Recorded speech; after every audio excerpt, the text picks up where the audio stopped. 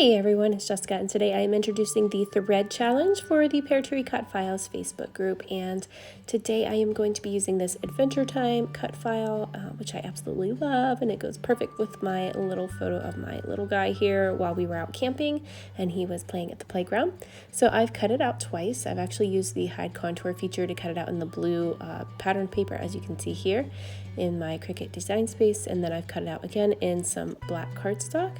And what I did there was I just used my X-Acto knife to cut off of the bottom word, which is time, because I want to just back that cut file with that one just so that it's all lined up and perfect. And then I actually want to offset the top so that you can see kind of like a shadow on it.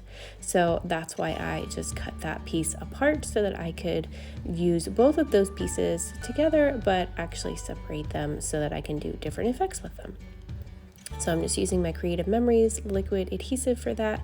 And I actually shrunk that cut file down quite a bit. It was actually pretty big whenever I brought it into Design Space, and I believe the pre-cut file is a lot bigger than that, but I actually just shrunk it down quite a bit because I wanted to just use it as a smaller title, which is not something that I generally do. Usually my title is the focal point along with my photo, but for this particular layout, I just wanted it to kind of blend in with all of my other elements and kind of park it right beside my photo and just use it kind of like an arrow pointing to my photo of my son.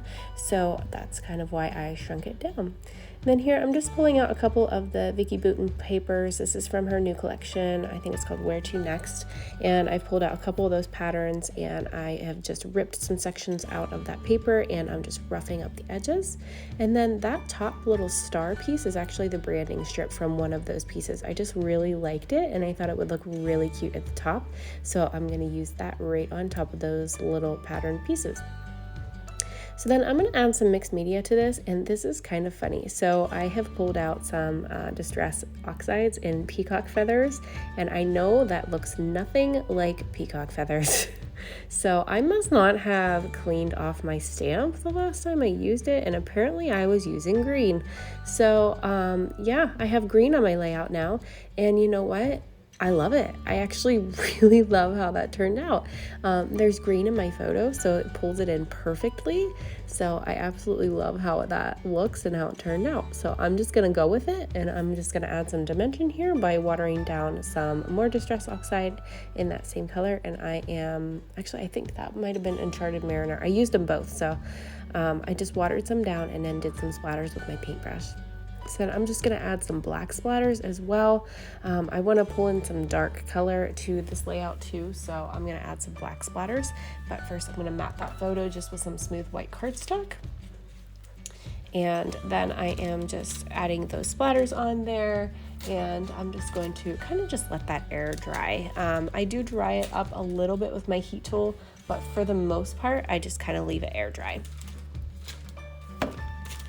And then here I'm just pulling in all of those elements again. I have it all here, and I'm just going to stick that down with my adhesive tape runner, and I'm just kind of drying up those wet splotches so that I don't have any blobs or anything to worry about whenever I adhere everything down.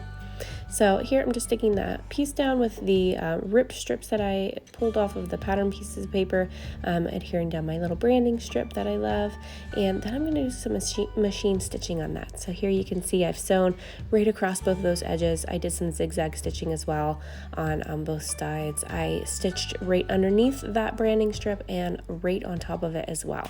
And then basically all I'm doing from here on out is just adding embellishments. So I like to let my mixed media do the talking whenever I use it, and I feel like when I add mixed media I don't have to add a whole lot of embellishment or do heavy embellishing. So I'm going to add I guess quite a bit of things, but not so much that it's crazy and all over and in your face. So I'm just going to embellish to enhance. So I'm pulling out this small paper pad, and I'm just going to back my photo with a couple more of the pattern papers just to pull in some of that orange color and then some of that darkness color as well. So I'm pulling in a little bit more black to this layout, and this is quite a bold layout for me with the white background and the dark colors, but dark is usually something that I gravitate to in oranges and blues and yellows, so I'm kind of sticking to my jam here, but kind of trying to mix it up a little bit with a white background. And then here I love these little paperclip type tags, and I'm gonna just pop that one right there on the top. They're super cute, comes with a whole bunch in that pack, and some of them are clear and then some of them are colored, which I absolutely love. And then I got all the embellishments that go with the collection as well. These are all from that Vicki Boutin Where To Next collection. I just got it in the mail not too long ago, so I was pretty excited to play with it, and I thought it would just go perfect with some of these camping photos that I have laying around and that I still have yet to scrap. So I'm just pulling out a couple of these little bits. That little ribbon there says Good Things, which he was just having a blast playing at the playground, one of the playgrounds that is in our campground that we go to a lot. And he just loves kind of hanging out right there at that spot. It's kind of where you round the corner just to go to the slide, and he just absolutely loves it. So we spent a lot of time there at that camping trip.